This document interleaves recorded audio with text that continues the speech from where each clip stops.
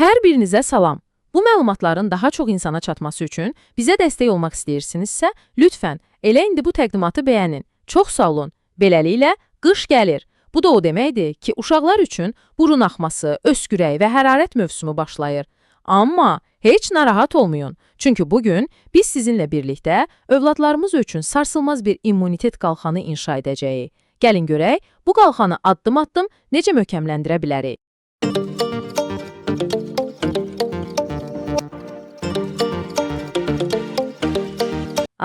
O əbədi sual. Hər qış eyni mənzərə. Uşaqlar niyə dayanmadan xəstələnir? Bu, elə bilirəm ki, bütün valideynlərin ortaq narahatçılığıdır. Amma bugün biz təkcə səbəbləri sadalamayacağıq, həm də sizə evdə çox asanlıqla tətbiq edə biləcəyiniz konkret, aydın bir fəaliyyət planı təqdim edəcəyik. Baxın, immunitet qalxanımızı qurmaq üçün yol xəritəmiz budur. Əvvəlcə düşmənimizi, yəni qış təhlükəsini yaxından tanıyacağıq.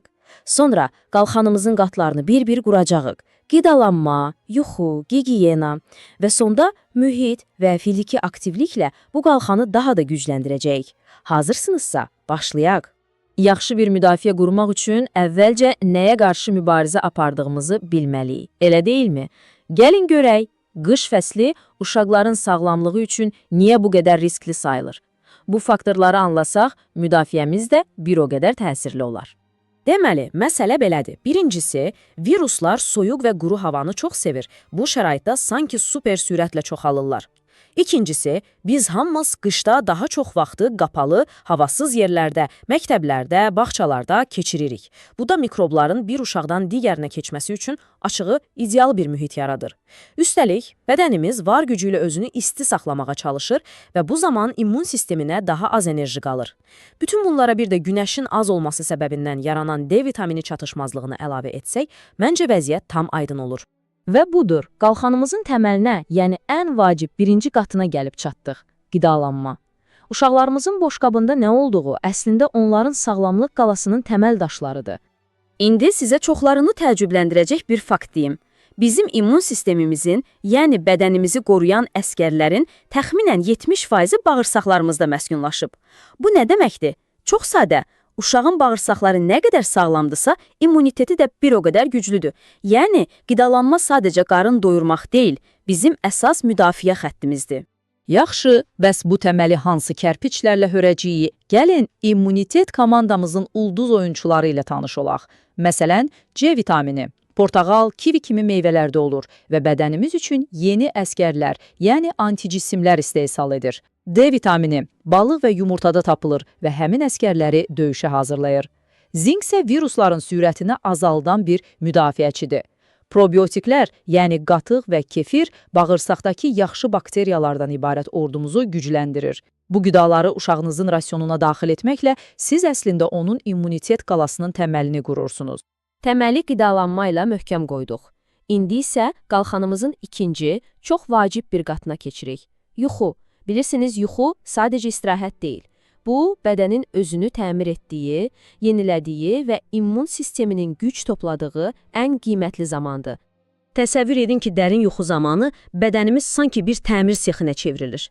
Bütün zədələnmiş hüceyrələr bərpa olunur, böyümə hormonu ifraz olunur və immun sistemi səhər qarşılaşacağı mikroblarla mübarizə üçün enerji yığır. Əgər keyfiyyətli yuxu olmasa, bu təmir sexi gecə növbəsini buraxmış olur və uşaqlar infeksiyalara qarşı müdafiəsiz qalır. Uşağınızın yaşına uyğun yuxu alması həyati əhəmiyyət daşıyır. Mütləq çalışın ki, hər gün eyni saatda, ideal halda, axşam saat 10-dan gec olmayaraq yatsın. Və sizə kiçik bir sir də verim. Yatmazdan ən azı bir saat əvvəl bütün ekranları, telefon, planşet, televizor söndürmək yuxunun daha dərin və bərpa edici olmasına inanılmaz dərəcədə kömək edir. İndiki bədənin daxilini qidalanma və yuxu ilə gücləndirmişik, gəlin xarici müdafiə xəttini, yəni mikrobların bədənə girişini əngəlləyən gigiyena qatını möhkəmləndirək. Əl yumaq çox sadə görünsə də, əslində hər addımı çox vacibdir. Yaxşı, bəs uşağın 20-30 saniyə, yəni kifayət qədər uzun müddət əlini yumasına necə nail ola bilərik? Bunun çox əyləncəli bir yolu var. Onlara öyrədin ki, əllərini sabunla ovuşdurarkən 2 dəfə dalbadal Happy Birthday mahnısını oxusunlar. Bu üsul həm onları əyləndirir, həm də əmin olursunuz ki, mikrobları məhv etmək üçün kifayət qədər vaxt sərf ediblər. Bu sadə, amma güclü vərdişləri uşaqlara öyrətmək mikrobların yayılmasının qarşısını almaq üçün ən təsirli yollardan biridir. Xüsusilə də ələ yox, dirsəyə asqırmaq və öskürmək vərdişi çox önəmlidir. Bu kiçik hərəkət əlləri təmiz saxlayır və infeksiyanın gözə, buruna və ya ağza ötürülmə riskini kəskin şəkildə azaldır. Qalxanımızın əsas qatları artıq hazırdır, amma biz onu daha da möhkəm etmək istəyirik, elə deyilmi? Elə isə gəlin, onu əlavə dəstək sistemləri ilə, yəni yaşadığımız mühit və gündəlik aktivlik ilə gücləndirək. Bu qaydalar çox vacibdir, gəlin aydınlaşdıraq. Otaqları mütəmadi olaraq havalandırmaq, havada asılı qalan virusların sayını azaldır. İdeal rütubət səviyyəsi, yəni 40-60%, burun və boğazımızın qurumasının qarşısını alaraq təbii bir qoruyucu baryer yaradır. Sərin yataq otağı isə artıq bildiyimiz kimi daha dərin və bərpa edici yuxu deməkdir. Və hərəkət. Hər gün ən azı 1 saat fiziki aktivlik uşaqlar üçün şərtdir. Bu sadəcə onların enerjisini atmaq üçün deyil. Hərəkət qan dövranını sürətləndirir, bu da immun hüceyrələrinin bədəndə daha sürətli hərəkət edərək mikrobları tapmasına kömək edir. Hava soyuq olsa belə qısa bir gəzinti və ya evdə aktiv oyunlar immunitet qalxanına sanki turbo effekti verir.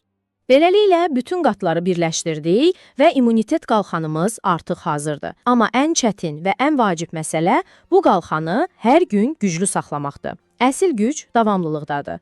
Yaxşı, bəs bütün bu dediklərimizi gündəlik vərdişə necə çevirə bilərik?